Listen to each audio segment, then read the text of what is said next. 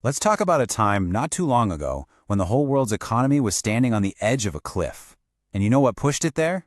It wasn't a war, it wasn't some natural disaster, it was the American dream, or at least a twisted version of it. It was millions of houses, all stacked up into a financial house of cards that was just waiting to come crashing down.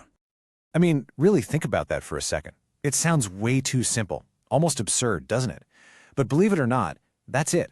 That's the core idea behind one of the biggest financial disasters in most of our lifetimes. It's a wild story about greed, confusion, and a massive collective gamble that almost broke everything. So to really get how this massive house of cards was even built, you got to start at the bottom, the foundation. And back in the early 2000s, man, that foundation looked solid as a rock. It was the American dream, packaged up and put on sale for everyone. It was kind of the perfect storm, you know? The government was pushing for more homeowners, interest rates were super low, and it just felt like buying a house was the smartest, safest thing you could do with your money. So banks saw all this demand and just opened the floodgates. And with regulations getting looser, they cooked up a new kind of loan to get even more people signing on the dotted line, whether they could afford it or not. And this, right here, this tells you so much of the story. On one side, you've got your old-school traditional mortgage. Kind of boring, right? You need good credit, proof of income, the whole deal. But on the other side, you've got the new hot thing, the subprime mortgage. It was fast, it was easy, and it was like financial dynamite. And here's the absolute kicker. The entire multi-trillion-dollar system started with this fundamentally terrible idea. It all began by lending massive amounts of money to the people who were, by definition, the least likely to be able to pay it back. This was the cracked foundation everything was built on.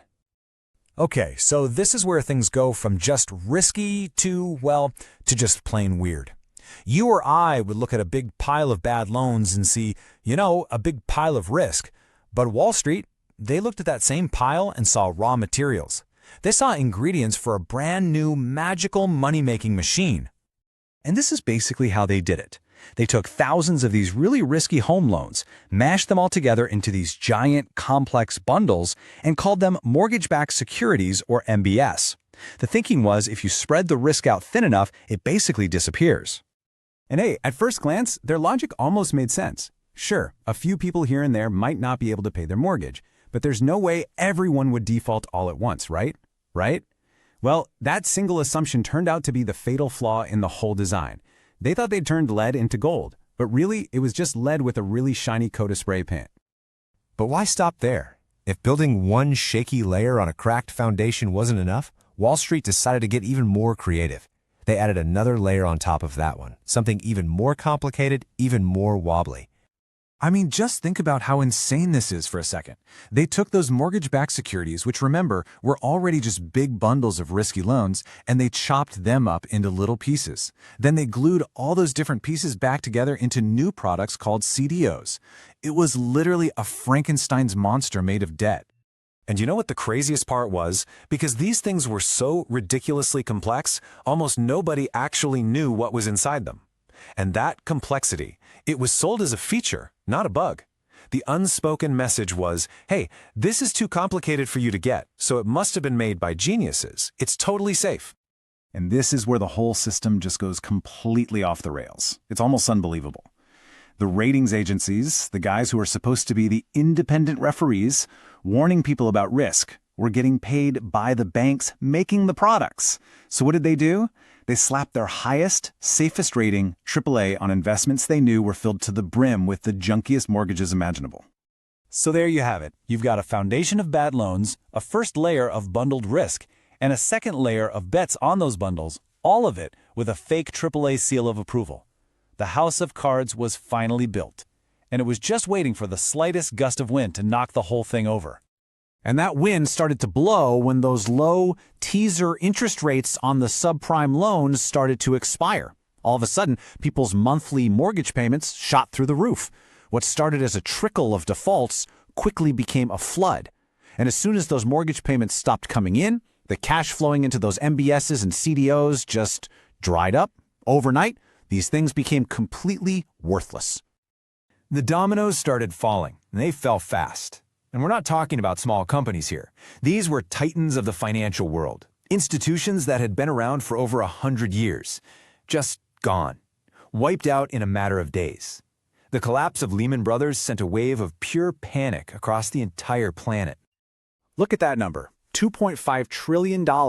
That's how much value basically evaporated from the U.S. stock market in just a few weeks. It's a number so huge it's hard to even wrap your head around.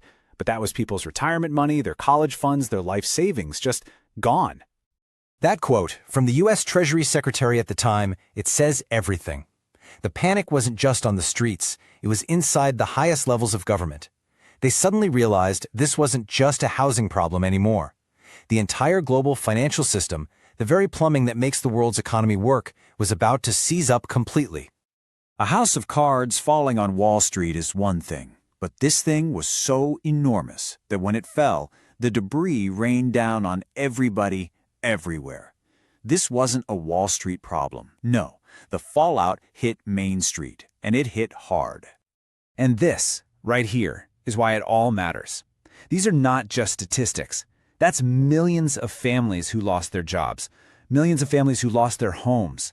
The entire world was plunged into the worst recession since the Great Depression. All of it because of a series of bad bets. And this number? After all that damage, all the lost homes and jobs and savings, how many senior Wall Street executives went to prison for their role in the crisis? You're looking at it. 0. Not a single one. And here's the final bitter irony. While millions of ordinary people lost everything, the very institutions that caused the whole mess were called too big to fail. They were saved with hundreds of billions of our dollars, taxpayer money. And that's really the question that still hangs in the air today, isn't it? The banks were saved, we rebuilt from the rubble, but did the system that allowed it to happen really change? Or are we just waiting for someone to start building the next house of cards, just waiting for the next